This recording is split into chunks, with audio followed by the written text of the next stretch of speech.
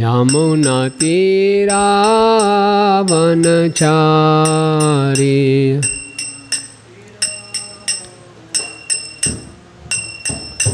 जय राधा माधव कुंज बिहारी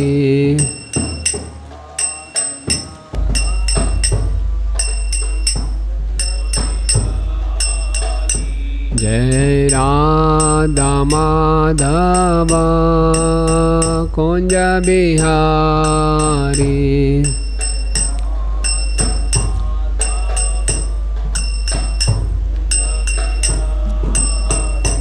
हरे Krishna Krishna Krishna Hare Hare Hare Rama Ram Ram Hare Hare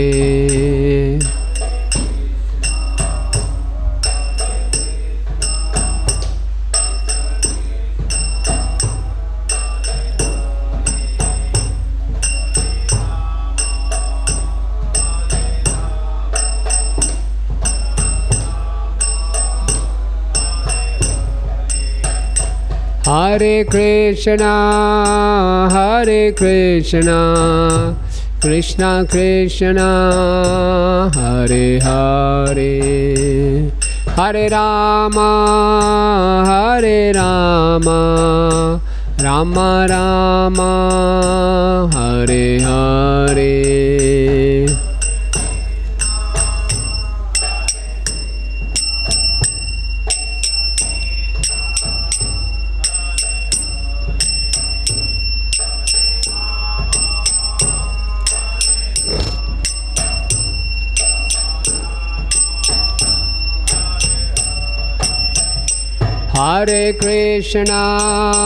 Hare Krishna, Krishna Krishna, Hare Hare, Hare Rama,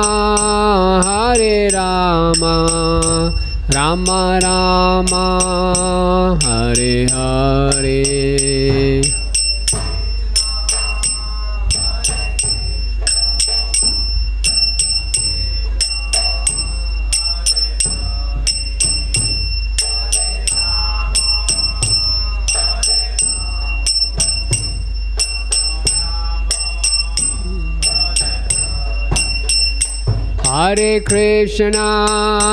Hare Krishna, Krishna Krishna, Hare Hare, Hare Rama, Rama Rama, Hare Hare.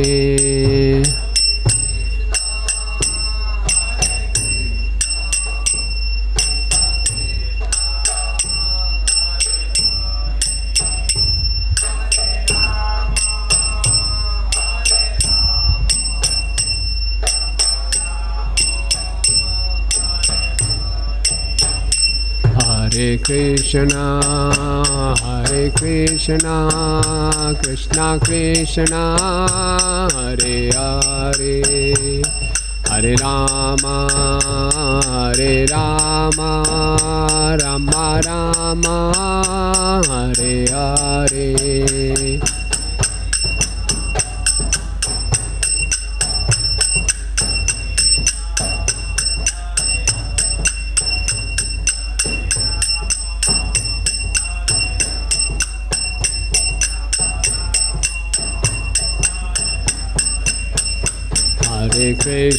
Hare Krishna, Krishna Krishna, Hare Hare, Hare Rama, Rama Rama, Hare Hare.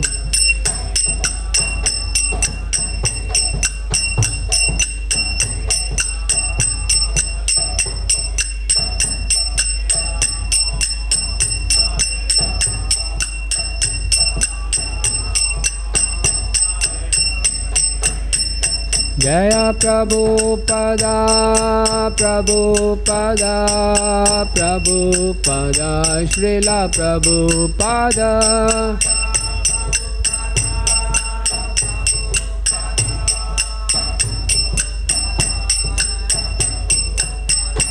Nitai गौर हरि बोल हरि बोल हरि बोल हरि बोल।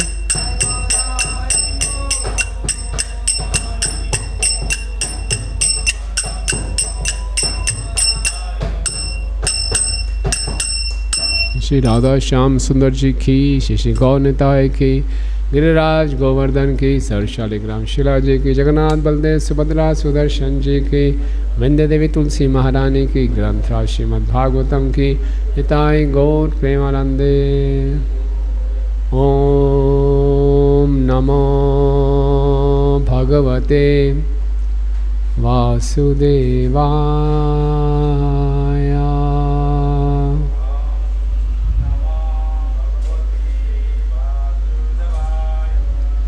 ओम नमो भगवते वासुदेवाय।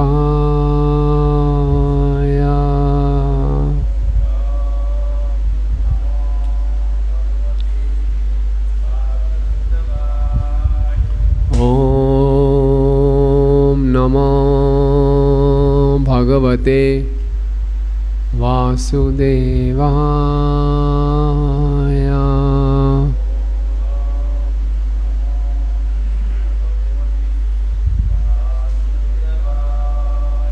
नारायणं नमस्कृत्यं नरं चैव नरोत्तमं देवीं सरस्वतीं व्यासं ततो जयमुदीरयेत्। नष्टप्रायेषु भद्रेषु नित्यं भागवत सेवया भगवती उत्तम श्लोके भक्तिर्भवति नैष्ठिकी। कृष्णाय वासुदेवाय देवकी नंदनाय च नंदगोपकुमाराय गोविंदाय नमो नमः। ग्रंथराज श्रीमद् भागवतम 5वां स्कंद 17वां अध्याय। अध्याय का नाम है भौतिक संसार भोग का एक विकट वन। श्लोक संख्या 19।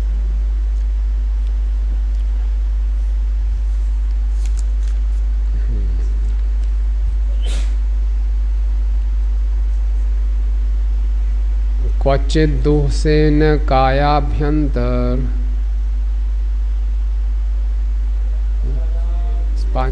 17 ठीक है, 17 है सॉरी। कदाचित मनरथो उपगत पितृ महादि असत सत असत सत इति स्वप्न निवृत्ति लक्षणम अनुभवति। कदाचित कभी कभी मनोरथ उपगत मन में कल्पना द्वारा प्राप्त पिता पितामह आदि अथवा बाबा तथा अन्य असत बहुत पूर्व मृत होने पर भी और यह ना जानते हुए कि जीव चला गया है, सत पिता या पितामह पुनः पदार्थे हैं इति ऐसा सोचकर स्वप्न निवृत्ति लक्षणम स्वप्न सुख के समान अनुभवती जीव अनुभव करता है। कृपया अनुवाद मेरे पीछे दोहराएं। कभी कभी बद्ध जीव यह कल्पना करने लगता है कि उसके पिता या बाबा अपने पुत्र या पौत्र के रूप में इस संसार में पुनः आ गए हैं। स्वप्न का सा सुख अनुभव होता है और कभी कभी बद्ध जीव को ऐसी मानसिक कल्पनाओं में सुख मिलता है। तात्पर्य, परमेश्वर श्री भगवान के वास्तविक अस्तित्व से अनजान रहने के कारण बद्ध जीव नाना प्रकार की कल्पनाएं करता रहता है। सकाम कर्म के वशीभूत होकर वह अपने संबंधियों, पिता, पुत्र तथा पितामह जनों की संगति में उसी प्रकार अनुभव करने लगता है जिस प्रकार बहते भंवर में तिनके एकत्र हो जाते हैं। यह तिनके क्षण भर में बिखर जाते हैं और उनका पारस्परिक संपर्क टूट जाता है। जीवात्मा क्षणिक रूप से अनेक बद्ध जीवों के साथ रहता है। ये जीव कुटुंबियों के रूप में एकत्र होते हैं और इनमें इतनी उत्कट वत्सलता होती है कि पिता या पितामह के दिवंगत हो जाने पर भी उन्हें यह सोचकर सुखानुभूति होती है कि वे रूप बदलकर परिवार में लौट आते हैं। कभी कभी ऐसा हो भी सकता है, किंतु बद्ध जीव ऐसी कपोल कल्पनाओं में सदैव सुख अनुभव करना चाहता है। ओम अज्ञानतिमिरन्धस्य ज्ञानाञ्जनशलाकया चक्षुरुन्मीलितं येन तस्मै श्रीगुरुवे नमः। श्रीचैतन्यमनोभीष्टं स्थापितं येन भूतले स्वयं रूप कदा मह्यं ददाति स्वपदान्तिकं। वन्देऽहं श्रीगुरो श्रीयुतपदकमलं श्रीगुरून् वैष्णवांश्च श्रीरूपं साग्रजातं सहगण रघुनाथान्वितं तं सजीवं साद्वैतं सावधूतं परिजनसहितं कृष्णचैतन्यदेवं श्रीराधाकृष्णपादान् सहगण ललिता श्रीविशाखान्वितांश्च। हे कृष्ण करुणा सिंधु दीनबंधु जगत्पते गोपेश गोपिका कांत राधा कांत नमस्तुते। तप्त कांचन गौरांगी राधे वृंदावनेश्वरी वृषभानुसुते देवी प्रणमामि हरिप्रिये। वाञ्छाकल्पतरुभ्यश्च कृपा सिन्धुभ्येव च पतितानां पावनेभ्यो वैष्णवेभ्यो नमो नमः। जय श्री कृष्ण चैतन्य प्रभु नित्यानंद श्री अद्वैत गदाधर श्रीवासादि गौरभक्तवृंद। हरे कृष्णा कृष्णा कृष्णा हरे हरे, हरे राम राम राम हरे हरे। नमो विष्णुपादाय कृष्णपृष्ठाय भूतले श्रीमते भक्ति वेदांत स्वामिनिति नामिने। नमस्ते सारस्वते देवे गौरवाणी प्रचारिणे निर्विशेष शून्यवादी पाश्चात्य देशतारिणे।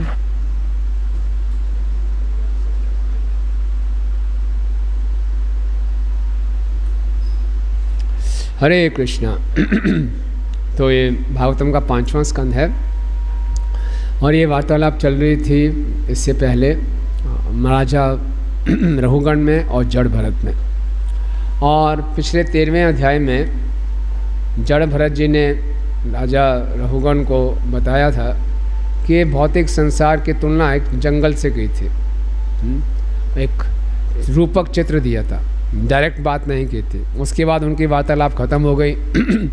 राजा रघुगण ने जड़ भरत से क्षमा मांगी, वो संवाद वहाँ ख़त्म हो गया। लेकिन इस 14वें अध्याय में सुखदेव गोस्वामी जी परीक्षित महाराज को जो पिछले अध्याय में जड़ भरत ने समझाया था उसको खोल के समझा रहे हैं ताकि हम सबको और अच्छे ढंग से समझ में आ जाए। रघुगण को समझ में आ गया था क्योंकि उन्होंने एक रूपक चित्र के रूप में बात किया था, डायरेक्ट बात नहीं किया था, घुमा फिरा के बात किया था कि एक पूरे शहर की तुलना गंधर्वपुरी के साथ की, एक जीव इस संसार में कैसे फंसता है। तो बहुत बुद्धिमान तरीके से बात किया था जो एक आम व्यक्ति नहीं समझ सकता। तो हम सब समझ पाएँ तो सुखदेव गोस्वामी जी ने कृपा करके परीक्षित महाराज को माध्यम बनाया और विस्तार में समझाया। तो इस पूरे संसार की तुलना एक जंगल से की गई है, ठीक है ना। और जंगल में जिस प्रकार से कोई व्यापारी जाता है, सोचता है मैं कुछ सामान इकट्ठा करके शहर में बेचूंगा, तो उससे हमारी तुलना की गई है। और फिर वो जंगल में कैसे खो जाता है। और जंगल में किन चीज़ों का डर रहता है? कोई जंगल में जाता है तो कभी जंगल में गए हैं? जंगली जानवरों का, तो बोले जंगली जानवरों की तुलना की गई है रिश्तेदारों से। जो रिश्तेदार हैं, भीड़, भालू, चीते, इन सब की तुलना हमारे रिश्तेदारों से की गई है। क्यों? कि ये हमारा खून चूस लेते हैं। ये बहुत ही कठोर शब्दों में बताया गया है, लेकिन जीवन की जैसे कहते हैं नंगी सच्चाई, ये उनके लिए लागू नहीं होता जो वैष्णव परिवार हैं, लेकिन जो भक्ति में नहीं लगे हुए उनके लिए लागू होता है कि जो रिश्तेदार हैं वो किसके समान हैं? जंगली पशुओं के समान, जो हमारे खून को चूस लेते हैं। ठीक है, फिर भी हमें वो प्रिय लगते हैं। ये विशेष माया है। और जंगल में और किसका डर रहता है? डाकुओं का, कि डाकू आ सकते हैं, हमें लूट सकते हैं। तो डाकुओं की, लुटेरों की तुलना की गई है हमारे मन से और इंद्रियों से, जो सब कुछ लूट लेते हैं। हमारी इंद्रियां, हमारे मन इतने अनियंत्रित हैं कि हम जो कुछ भी आध्यात्मिक ज्ञान सीखते हैं वो लूट लेते हैं। हम जानते हैं ये करना ठीक नहीं है, ऐसा करना चाहिए, लेकिन हमारी इंद्रियां हमारे संयम में नहीं हैं, मन संयम में नहीं है, हमसे वो गलती करा देते हैं और हमारा सारा आध्यात्मिक ज्ञान वो लूट के चले जाते हैं। तो ऐसी परिस्थिति में कैसे हम जंगल से बाहर निकल सकते हैं? ये हम सब की स्थिति है भक्ति में आने से पहले, और भक्ति में आने के बाद भी हम ये नहीं कह सकते कि हमारे मन और इंद्रियां पूर्ण रूप से संयम हो गए हैं। कोई कह सकता है ऐसा? कह सकते हैं प्रभु जी कि हमारा मन अब पूरा नियंत्रित हो गया? नहीं, अभी हमारा उपचार, हमारा इलाज चल रहा है, लेकिन हम पूरे ढंग से ठीक नहीं हुए अभी। तो इसलिए इन चीज़ों को बार बार पढ़ना समझना ज़रूरी है, ताकि हम जीवन के लक्ष्य को खो ना बैठें, जीवन के लक्ष्य पर केंद्रित रहें। तो आज का श्लोक बहुत विशेष है। बताया जाता है कि हर संसार में हर कोई मानसिक कल्पना से सुख ढूंढ रहा है। कैसे सुख ढूंढ रहा है? कभी कभी तो वो सोचता है, कभी कभी बद्धजीव यह कल्पना करने लगता है कि उसके पिता या बाबा अपने पुत्र या पौत्र के रूप में संसार में पुनः आ गए हैं। किसी के पिताजी या दादाजी बहुत पहले शरीर छोड़ के चले गए हैं, लेकिन वो ऐसी कल्पना करता है, देखो मेरे पिताजी फिर से वापस आ गए, मेरे बेटे के रूप में, मेरे पोते के रूप में। बड़ी खुशी होती है ये सोचकर। इस प्रकार उन्हें स्वप्न का सा सुख अनुभव होता है, और कभी कभी बद्धजीव को ऐसी मानसिक कल्पनाओं में सुख मिलता है। तो यानी कि इस संसार में जो भी सुख है वो मानसिक कल्पना है। हम कल्पना कर लेते हैं, अगर ऐसा हो जाएगा तो मैं सुखी हो जाऊंगा। इस संसार में वास्तव में भगवान ने गीता में क्या बताया? ये संसार दुखालय है। तो इस संसार में जो सुख लगता है वो केवल मानसिक कल्पना है। जैसे छोटा बच्चा होता है, वो सोचता है अगर खिलौना मिल जाएगा मैं खुश हो जाऊंगा, उसको खिलौना मिल भी जाता है, फिर वो रोना शुरू कर देता है। थोड़ा और बड़ा होता है, सोचता है इस स्कूल में, इस कॉलेज में मुझे एडमिशन मिल जाएगा, मैं सुखी हो जाऊंगा, वो भी मिल जाता है। फिर कहीं ये नौकरी मिल जाएगी तो मैं खुश हो जाऊंगा, इस लड़की से, इस लड़के से विवाह हो जाएगा तो ये हो जाएगा, सब कुछ हो जाता है। तो केवल कल्पना में ही खुशी है। जब वो घटना घट जाती है तो कुछ नहीं होता। कहते हैं ना, खोदा पहाड़ निकली चुईया, वो भी मरी हुई। तो भौतिक जगत ऐसा है, इसमें केवल कल्पना में ही आनंद है, कुछ है नहीं। तो हम जो भी इंद्र तृप्ति के बारे में सोचते हैं, इस संसार की सुंदरता को देखते हैं, किसी के भोग विलास को देखते हैं, तो कई बार हमारे मन में भी प्रश्न उठ सकता है, ये तो बहुत आनंद उठा रहा है। नहीं, दिखने में लग रहा है ऐसा, और हमारी कल्पना में ही आनंद उठाता होगा। और उस व्यक्ति का अगर हम इंटरव्यू लेंगे तो बड़ा परेशान है। सबके सब ऐसे हैं। बड़े बड़े हॉलीवुड के एक्टर्स सुसाइड कर लेते हैं, दिखने में इतने सुंदर हैं, उनके इतनी फ़ैन फॉलोइंग है, लोग उनके पीछे भाग रहे हैं, लेकिन वो अंदर से दुखी हैं। तो इस संसार में सुख नहीं है। जो तथाकथित सुख है वो केवल कल्पना है और कुछ नहीं है। जिस ढंग से यहाँ पे लोग कभी कल्पना कर लेते हैं कि मेरे पिताजी दादाजी वापस से मेरे बेटे बनकर आ गए। हालांकि भागवतम के 6ठे स्कंद में राजा चित्रकेतु के प्रसंग में, जब राजा चित्रकेतु को बहुत मुश्किल से एक पुत्र प्राप्त होता है नारद मुनि की कृपा से, जिसका नाम वो क्या रखते हैं? हर्ष शोक। तो जब सब रानियाँ मिलके उसको जहर पिला देती हैं, तो अंगिरा ऋषि नारद मुनि दोबारा से आते हैं और समझाते हैं, और उस प्रसंग में बताते हैं कि साधारणतया जो हमारे शत्रु होते हैं वो हमारे पुत्र बन के आते हैं। कि जो हमारे शत्रु हैं, जो हमें, क्योंकि जब कोई हमारे घर के निकट आ जाता है वो ज़्यादा कष्ट पहुंचाता है। बाहर का पड़ोसी हो, दूर का व्यक्ति हो, कुछ हमें गाली गलौज कर दे, इतना दुख होगा, इतना दुख नहीं होगा। कोई घर का व्यक्ति या निकट का व्यक्ति दुर्व्यवहार करते तो बहुत दुख होता है। हम बाहर पुस्तक वितरण करने में जाएं, कोई हमें चपेट भी मार दे, इतना दुख नहीं होता। गाली भी दे दो कोई फ़र्क नहीं पड़ेगा। मंदिर में आके कोई दुर्व्यवहार कर दे बहुत दुख होता है कि इससे कैसे कर दिया। तो जो अपना, जिसको हम अपना मानते हैं, वो थोड़ा सा गलत व्यवहार करे तो बहुत कष्ट होता है। तो हमें कष्ट देने के लिए ही कई बारी जो शत्रु होते हैं वो परिवार में पैदा होते हैं, ताकि ज़्यादा कष्ट मिले। तो ये, लेकिन यहाँ बताया जा रहा है, कई बार सोचते हैं नहीं नहीं मेरे पिताजी, मेरे दादाजी मुझसे बहुत प्रेम करते थे, दोबारा से आ गए, आहा हा कितना आनंद है, देखो उसकी शक्ल वैसे ही मिलती है, देखो वैसे ही हंस रहा है, बिल्कुल वैसा ही लग रहा है, देखो वैसे ही बातें करते हैं, वैसे ही आदतें हैं। तो सारी मानसिक कल्पना है, उनको नहीं मालूम इस जीव का क्या इतिहास है, कहाँ कहाँ से घूम के आया है, लेकिन मानसिक कल्पना, ये हमारा पिताजी या दादाजी ही हैं। तो सारा का सारा सुख मानसिक कल्पना है। और ऐसी मानसिक कल्पनाएं हम क्यों करते हैं? क्योंकि यहाँ बताया जा रहा है कि जब जीव भगवान के साथ अपने संबंध को भूल जाता है तो उसका जीवन नीरस हो जाता है। कृष्ण भूलिया जीव भोगवांछा करे, निकट अस्ते माया तारे, झापटिया धरे। तो जब हम अपने साथ भगवान के संबंध को भूल जाते हैं तो माया हमें प्रताड़ित करती है। हम सब अपने जीवन में खुशी चाहते हैं, आनंद चाहते हैं, रस चाहते हैं। रस उस जूस का नाम है जो संबंध नामक फल से प्राप्त होता है। जब तक हमारे जीवन में संबंध नहीं है, जीवन में रस आनंद नहीं आ सकता। हर जगह संबंधों की आवश्यकता है। आजकल पूरे संसार में जो सबसे बड़ी समस्या है रिलेशनशिप की, संबंध की समस्या है। पति पत्नी का भी संबंध सही नहीं है, कोई मित्र का संबंध नहीं है। इसलिए संसार में बहुत लोग, सभी लोग दुखी हैं, सबके डिप्रेशन बढ़ते जा रहे हैं, किसी के साथ संबंध नहीं है। हम लोग आध्यात्मिक जीवन में हैं, अधिकांशतः में से हम लोग ब्रह्मचारी आश्रम में हैं। सबसे महत्वपूर्ण आध्यात्मिक जीवन में जो वस्तु है वो है संबंध। संबंध होगा तभी जीवन में आनंद आएगा, संबंध नहीं होगा तो जीवन नीरस है। अब उस कमी को कैसे पूरा करें? आनंद जो चाहिए, हम भगवान के अंश हैं, आनंद में हो भयासात, बिना आनंद के हम रह नहीं सकते। लेकिन भगवान को भूल गए तो आनंद कैसे मिलेगा? लेकिन आनंद चाहिए तो फिर हम उल्टी सीधी जगह आनंद ढूंढते हैं। फिर मन हमारी कल्पना करता है, ये कर लो शायद आनंद मिल जाएगा, ये कर लो आनंद मिल जाएगा, ये कर लो आनंद मिल जाएगा। और इस संसार में सबसे बड़ा आनंद किसको माना जाता है? मैथुन के सुख को। और प्रहलाद महाराज इसके विषय में क्या कहते हैं? यन मैथुनादि गहमेदि सुखम तुच्छम कंडू युरेर करवेर दुख दुखम तृप्यंति ना कृपण बहु दुख बाजम। आगे तृप्यंति ना कंडू यनेन करोयोर कंडू वितान मनसी जाम विषेत धीरा।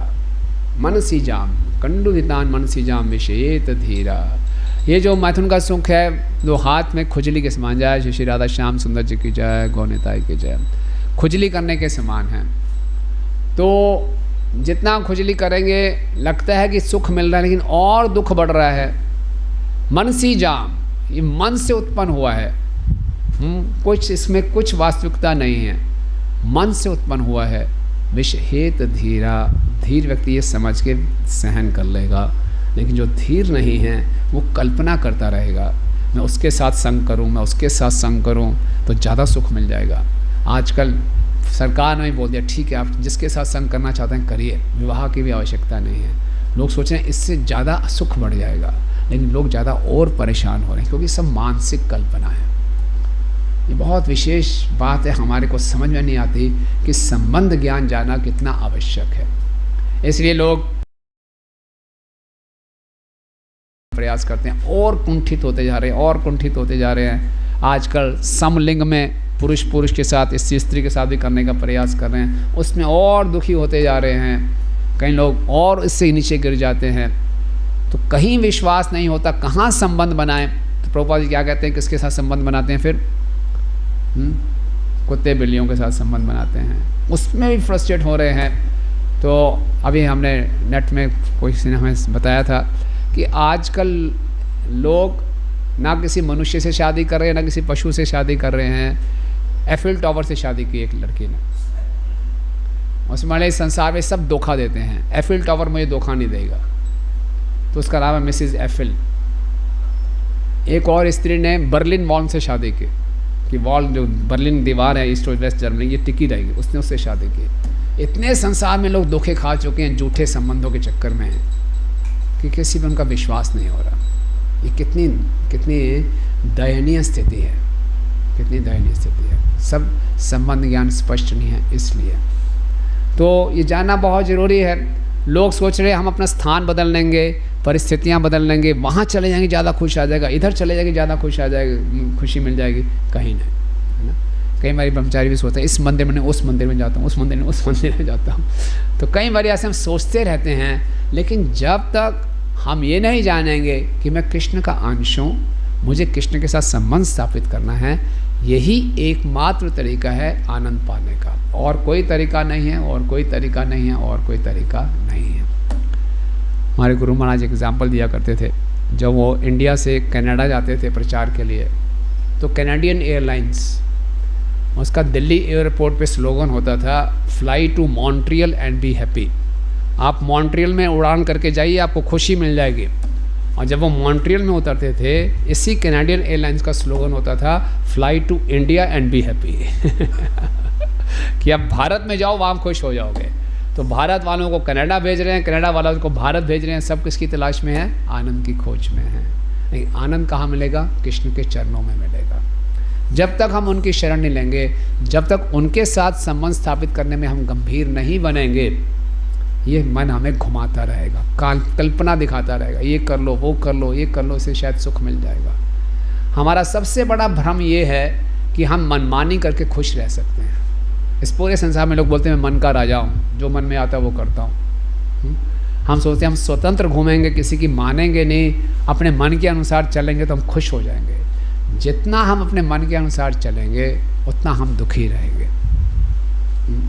ये समझना है। मन हमें बहुत बड़ा धोखा देता है।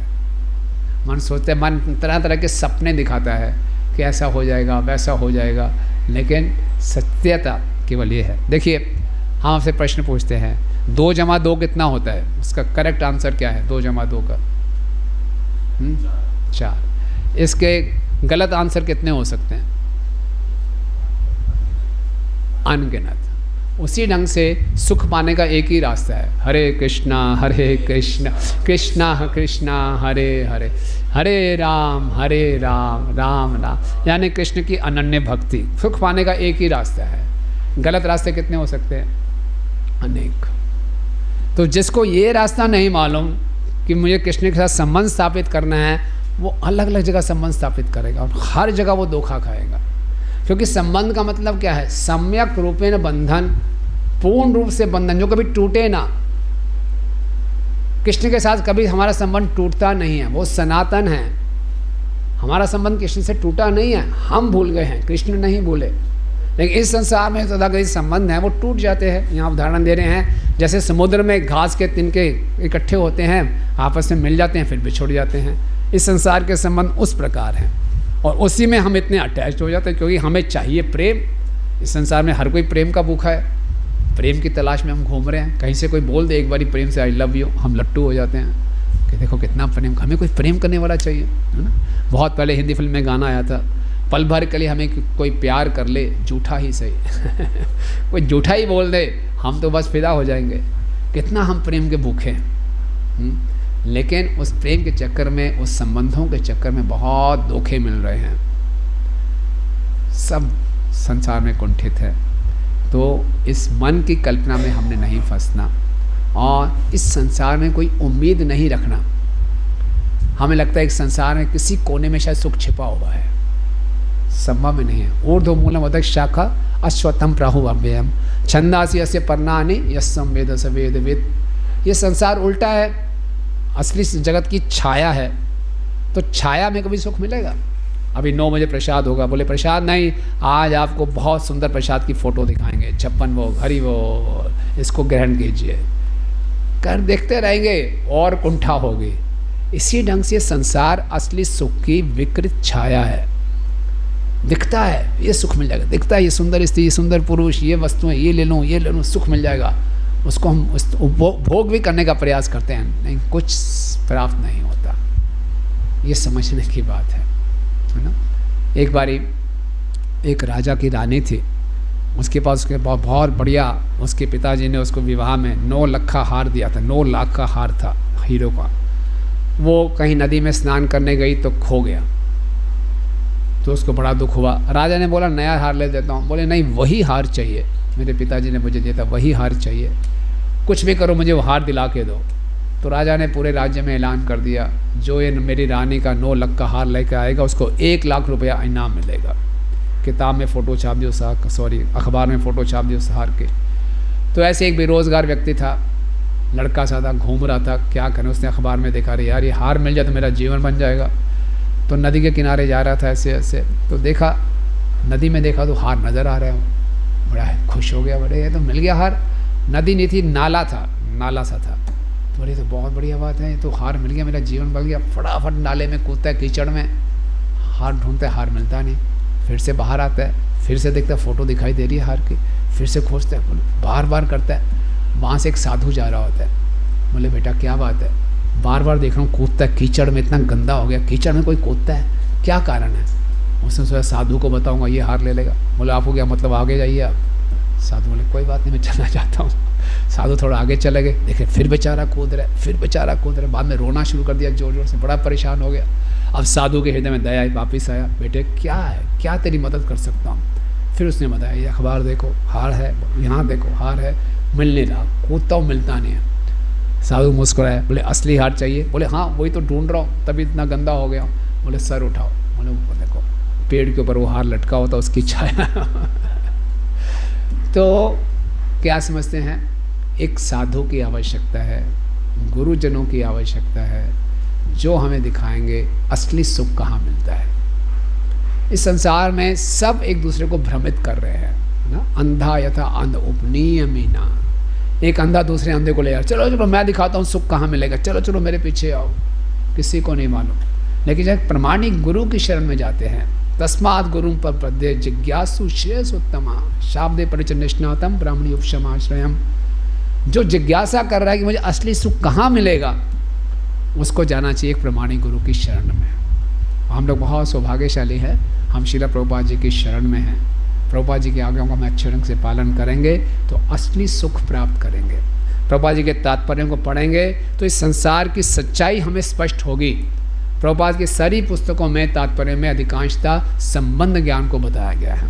ये संसार में इंद्र तृप्ति करने का कोई लाभ नहीं है। यहाँ इस संसार में हम इंद्र तृप्ति नहीं कर सकते।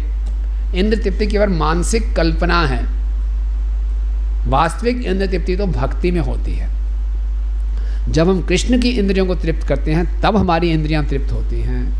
पेड़ की जड़ में पानी डालने से पेड़ हरा भरा होगा, पेड़ की पत्तियों में पानी डालने से पत्तियां हरी भरी होंगी क्या? नहीं।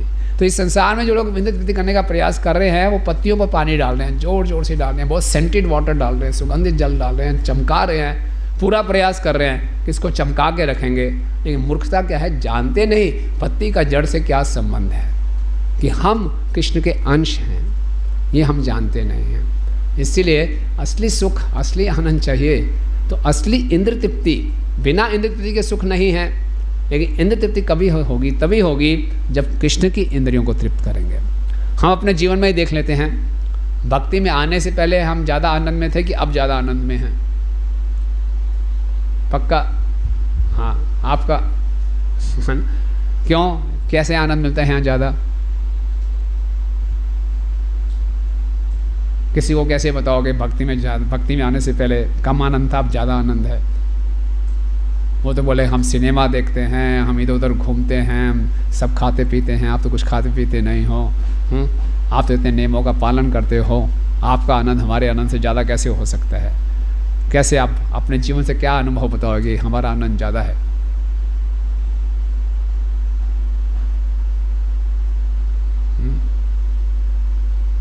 क्यों सर्वेश्वर जी?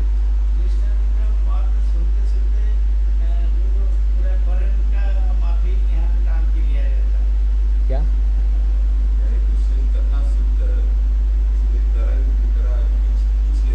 हाँ, करंट की तो सुंदर कथा सुनने को मिलती है, सही बात है। और कैसे अच्छा लगता है यहाँ पे? हाँ, यहाँ जो प्रसाद का स्वाद है बाहर बड़े बड़े आप 5 स्टार होटल में चले, वो स्वाद नहीं मिलेगा। पूरा संसार जीभ के पीछे भाग रहा है। आप दिल्ली जैसे शहर में जाएंगे, सर्दी के मौसम में रात के 1-2 बजे लोग इंडिया गेट में खड़े होकर आइसक्रीम खा रहे होते हैं स्वाद के लिए। और हमें जो भगवान को हम भोग अर्पण करके पाते हैं उसमें कितना स्वाद है, कितना आनंद है, कितना हम नाचते गाते हैं। सुबह 4:30 बजे हम नाचना शुरू कर देते हैं। इस संसार में कोई ऐसा व्यक्ति है सुबह 4:30 बजे नाचना शुरू करें? बताइए कितने मौके मिलते हैं हमें नाचने के। पूरा दिन हम नाच सकते हैं, नाचो गाओ खाओ, बस ये हमारा आंदोलन है। तो वास्तविक में इंद्र तृप्ति जो है वो भक्ति में है। हम कितना घूमते हैं, कितनी जगह है घूमने की, प्रचार के लिए भी घूमते हैं कि कितने तीर्थ स्थानों में जाते हैं, कितना आनंद है। मायापुर, वृंदावन, जगन्नाथपुरी, भुवनेश्वर, कितनी जगह हम जाते हैं, आनंद ही आनंद है। तो वास्तव में जब हम कृष्ण की इंद्रियों को तृप्त करते हैं तभी हमें आनंद मिलता है। इसलिए भक्ति के जीवन में हमें बहुत आशावादी होना चाहिए और भौतिक जीवन में हमें बहुत निराशावादी होना चाहिए। भौतिक जगत में उम्मीदें नहीं रखनी चाहिए। जो उम्मीदें हैं वो केवल कल्पना है। हम होंगे कामयाब एक दिन, होंगे, बस बोलते रहेंगे, कभी नहीं हुए। हम होंगे कामयाब, होंगे होंगे होंगे। प्रभुपाद कहते हैं पोस्ट डेटेड चेक देते हैं, कभी नहीं कामयाब हो सकते जब तक आप कृष्ण की शरण नहीं लेंगे। कृष्ण की योजनाओं के विरोध में जाके कोई कैसे कामयाब हो सकता है? कृष्ण से स्पर्धा करके, कंपटीशन करके कैसे कोई जीत सकता है? इस संसार में जो सुख भोगने का प्रयास कर रहा है वो कृष्ण से स्पर्धा कर रहा है, कृष्ण से कंपटीशन कर रहा है। कहाँ कृष्ण, कहाँ मैं छोटा सा जीव कृष्ण से जीत सकता हूँ क्या? तो चुपचाप क्या करूँ? कृष्ण की शरण ग्रहण कर लूँ। एक बार परम पूजनीय देवामृत स्वामी महाराज प्रभुपाद जी के शिष्य हैं, ऑस्ट्रेलिया में ज़्यादातर प्रचार करते हैं वो। तो देवामृत स्वामी महाराज अमेरिका में एक बहुत बड़ी यूनिवर्सिटी है, येल यूनिवर्सिटी, उसमें उनका एडमिशन हुआ। तो एडमिशन से पहले इंटरव्यू होता है, तो बहुत बड़ी मुश्किल से वहाँ एडमिशन मिलता है। तो वहाँ के उन्हें प्रोफेसर ने पूछा, आप क्या ढूंढने आए हो इस यूनिवर्सिटी में? बोले मुझे ऐसा ज्ञान चाहिए जो पूरे संसार की समस्याओं का समाधान कर दे। बड़े अच्छे विचार थे। तो उनके प्रोफेसर ने बोला ऑल द बेस्ट, पूरा प्रयास करो, जो पढ़ना है पढ़ो, लेकिन हम आपको एक गारंटी देते हैं, ये तो गारंटी नहीं दे सकती संसार की समस्याओं का समाधान होगा, आपको बहुत अच्छा जॉब हम दिला देंगे, कोई बात नहीं। तो 5 सालों में उन्होंने सारे काफ़ी सब्जेक्ट बदले। 5 साल में सब्जेक्ट बदलने के बाद जब पास आउट होने लगे, फिर से वो प्रोफेसर ने पूछा आपको अपने प्रश्न का उत्तर मिल गया?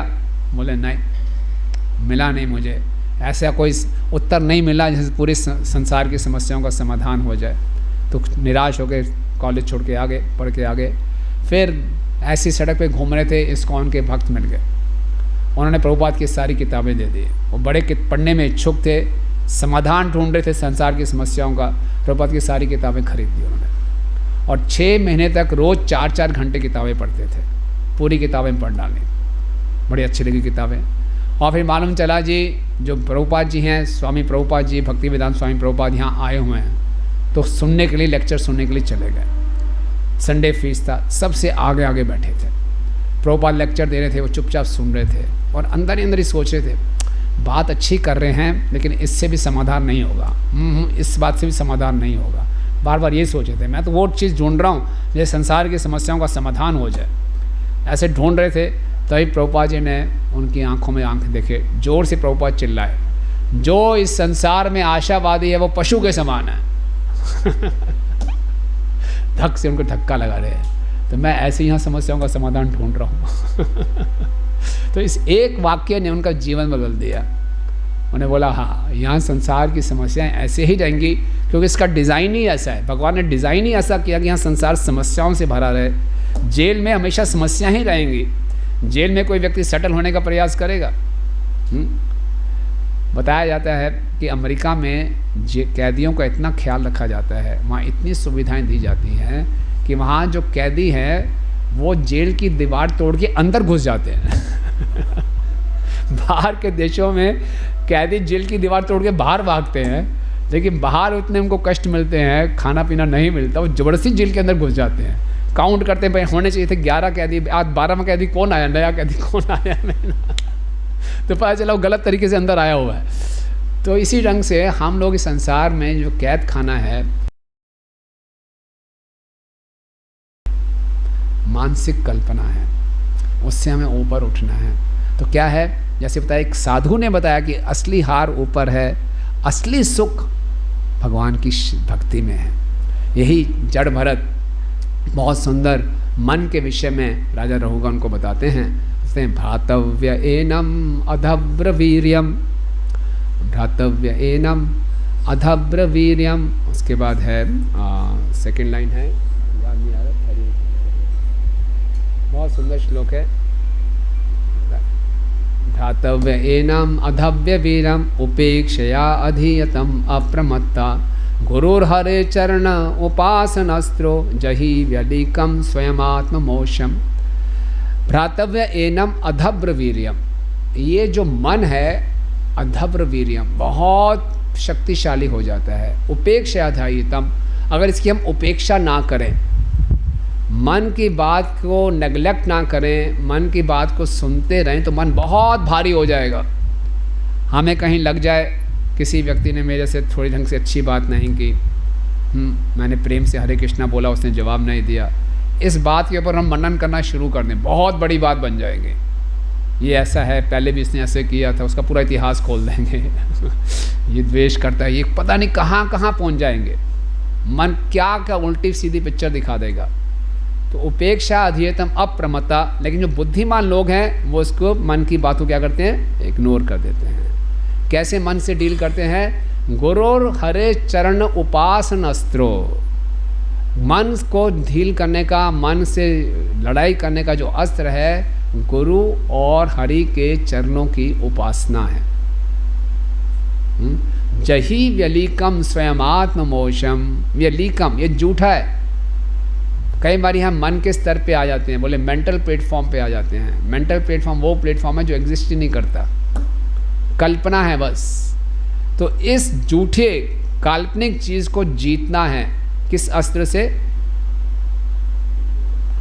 गुरु और हरि के चरणों की उपासना करके।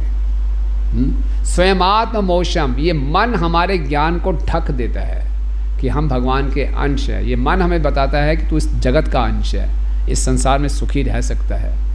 तो इसीलिए केवल गुरु और हरि के चरणों की उपासना करके ही हम अपने इस काल्पनिक जगत से बाहर आ सकते हैं। इसलिए आप बाहर देखेंगे बोर्ड पे लिखा हुआ है प्रभुपाद जी का कोट, जब कोई गुरु से दीक्षा प्राप्त करता है तब उसका वास्तविक जीवन शुरू होता है। इसीलिए दीक्षा का मतलब है अब मुझे ठान लेनी चाहिए। दीक्षा के लिए बाहरी रूप से तैयारी ये है, हमारे यहाँ पे 16 माला का जप, 4 नियम पालन 1 या 2 साल करें, लेकिन आंतरिक रूप से दीक्षा की तैयारी है कि अब मैं अपनी मनमानी नहीं करूँगा। दीक्षा के बाद भी अगर हम मनमानी कर रहे हैं तो हम दीक्षा का लाभ नहीं उठा रहे हैं। मन हमें कल्पना दिखाता रहेगा, मन काल्पनिक सुख भी दिखाता है, काल्पनिक दुख भी दिखाता है। कई बारी मन हमें डरा देगा, पता नहीं भविष्य में क्या होगा, ऐसा नहीं हुआ तो, वैसा नहीं हुआ तो, हाँ, उसको ले सोचकर हम कहीं उल्टे सीधे कदम उठा लेते हैं। केवल मन के स्तर है। लेकिन अगर हम गुरु के आदेशों के अनुसार जीवन जीते रहेंगे तो मन को हम जीत लेंगे। एक ही तरीका है। लेकिन मनमानी करते रहेंगे तो ये बहुत घुमाएगा। हमारे गुरु महाराज कहा करते थे, if you follow your mind you will go to hell. मन की सुनोगे तो नरक में जाओगे। पता नहीं क्या क्या पिक्चर दिखा देगा, है ना। हनुमान जी जब सीता मैया को खोजने गए थे तो दिन में पहुंच गए थे, समुद्र छलांग मार के, लेकिन प्रतीक्षा करते रहे, रात्रि के अंधेरे में सीता मैया को ढूंढूंगा। रात्रि के अंधेरे में बहुत छोटी सी बिल्ली का आकार ले लिया और रावण के महल में घुस गए, अंतरंग कक्षों में घुस गए। रावण की कितनी रानियां थी, सब अर्धनग्न अवस्था में पड़ी हुई थी, नशे में थी। हनुमान जी सबको देख रहे हैं, ढूंढते ढूंढते ढूंढते बहुत ढूंढ लिया, कहीं सीता मैया नहीं मिले। सीता मैया कहीं नहीं मिली तो अंत में हनुमान जी बहुत निराश हो गए, बहुत निराश हो गए। फिर सोचने लगे, इतनी निराशा में चले गए, सोचने लगे कि अगर सारे के सारे बंदर समुद्र के तट पे एक पाँव पे खड़े होकर तपस्या कर रहे हैं जब तक मैं वापस नहीं आऊँगा, मैं बिना सीता मैया का समाचार लेके वापस जाऊँगा, सभी बंदर आत्महत्या कर लेंगे। बंदर आत्महत्या कर लेंगे, उनका जो लीडर है अंगद, वो तो पहले से आत्महत्या करने को तैयार था, वो भी आत्महत्या कर लेगा। अंगद जब आत्महत्या कर लेगा, सुग्रीव कहाँ बचेगा, सुग्रीव भी आत्महत्या कर लेगा। सुग्रीव जब आत्महत्या कर लेगा, लक्ष्मण भी आत्महत्या कर लेंगे। भगवान राम क्या करेंगे, वो भी आत्महत्या कर लेंगे। जब भगवान राम की आत्महत्या का समाचार अयोध्या में पहुंचेगा तो भरत तुरंत आत्महत्या कर लेंगे।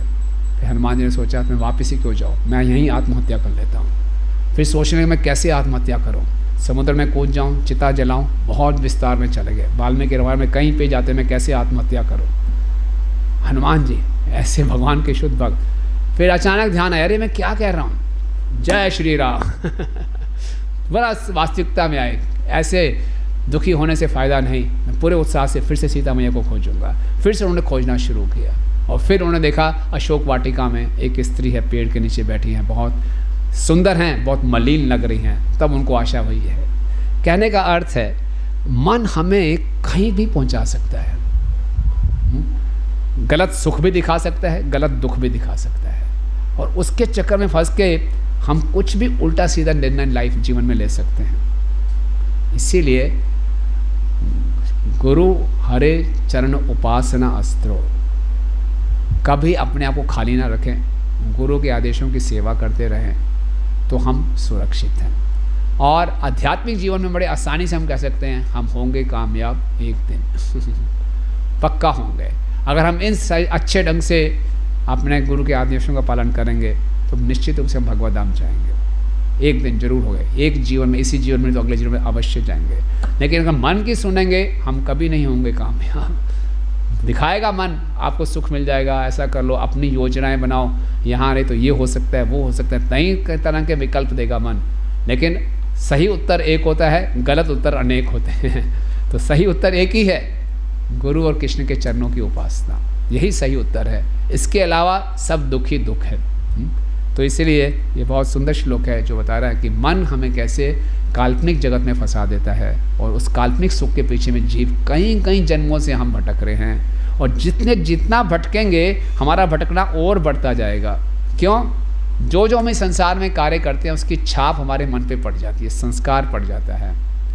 कर्मात्मकम ये शरीर बंधा, राजा ऋषभ देव जी बताते हैं, पराभावस्तावद अबोध जातो यावत न जिज्ञासत आत्म तत्व यावत क्रिया तावत इदम मनो में कर्मात्मकम ये न शरीर बंधा। हमारे जीवन का उद्देश्य खत्म हो जाता है, हम हार जाते हैं अगर हम कृष्ण को जानने का प्रयास ना करें। और कृष्ण को जानने के प्रयास ना करके जो भी उल्टे सीधे कार्य करेंगे उसका प्रभाव मन पे पड़ता है, उस मन पे तरह तरह की छाप पड़ जाएगी। जो गलत काम हम इस जन्म में कर रहे हैं अगले जन्म में फिर वो कार्य करेंगे और बड़े बुरे ढंग से करेंगे, क्योंकि संस्कार गहरा होता जा रहा है, और अगले जन्म में फिर ये करेंगे। ऐसा करते करते संसार के बंधन से निकलना एक बद्ध जीव के लिए लगभग असंभव है, क्योंकि हम मन के हिसाब से चल रहे हैं, मन में कई संस्कार पड़े हैं, संस्कार हमसे बार बार वो गलती करा रहे हैं। तो इसीलिए बोला गया है ब्रह्मांड भ्रमिते कोनो भाग्यवान जीव गुरु कृष्ण प्रसादे पाए भक्ति रता बीज। एकमात्र तरीका है कि हम गुरु की शरण में आए, एकमात्र तरीका, और वास्तविक शरण में आए। केवल दीक्षा लेने से हम शिष्य नहीं बन जाते, वास्तविकता में उनके उपदेशों को उतारेंगे तो एक अच्छे शिष्य बनेंगे, तो एक सच्चा शिष्य निश्चित रूप से भगवत धाम जाएगा ना। ठीक है, हरे कृष्णा। किसी कोई प्रश्न है, टिप्पणी है, क्वेश्चंस, कमेंट्स?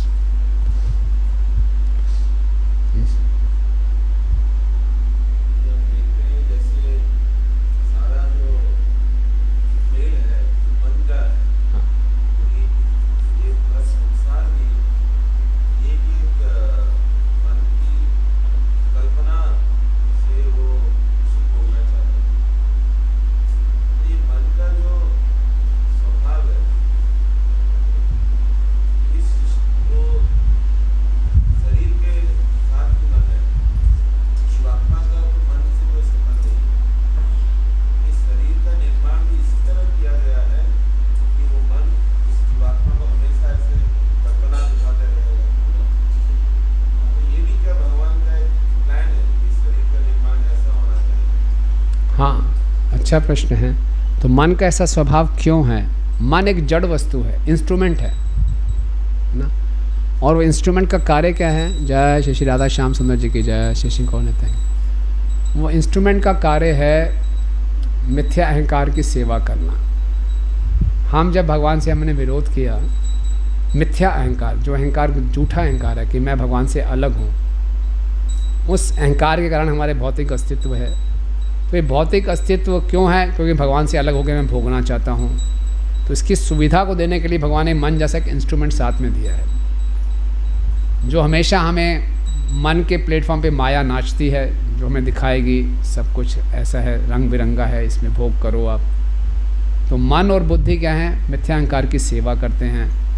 तभी हम जब भी कोई अच्छा कार्य शुरू करना चलते हैं, गुरु के आगे पालन करना शुरू करेंगे, मन विरोध करता है, नहीं हो पाएगा, बहुत मुश्किल है, ऐसा कैसे हो सकता है ना, रिवोल्ट करता है मन, है ना। छोटी सी इंस्ट्रक्शन भी हमें मिल जाए, मन को उसको पालन करने में बहुत दिक्कत आती है,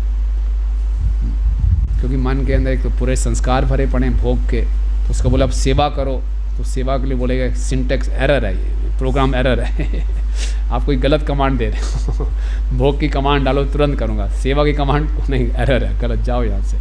तो उसी का वो पुराने संस्कारों को हटाना है और नए संस्कार छापने हैं। तो इसलिए भगवान ने सुविधा दी है ताकि हमारी जो भोगने की इच्छा है उसको हम भरपूर प्रयास कर लें, जितना कर सकते हैं कर लो प्रयास। फिर साधु और गुरु भेजा, शास्त्र भेजे। हम पूरे परेशान हैं, जैसे वो व्यक्ति नाले में कूद कूद के परेशान हो गया था, तो फिर साधु ने कृपा करके उसके पास जाया, प्रचार किया, तो समझ गया। जब परेशान हो जाएंगे, कुछ सुकृति होगी साधुओं की, तो फिर हम उनकी शरण में जाके असली रास्ता ढूंढेंगे। ये कुछ ठीक है। ग्रंथराज श्रीमद् भागवतम की, जगत गुरु श्रील प्रभुपाद की, निताई गौर प्रेमानंदे।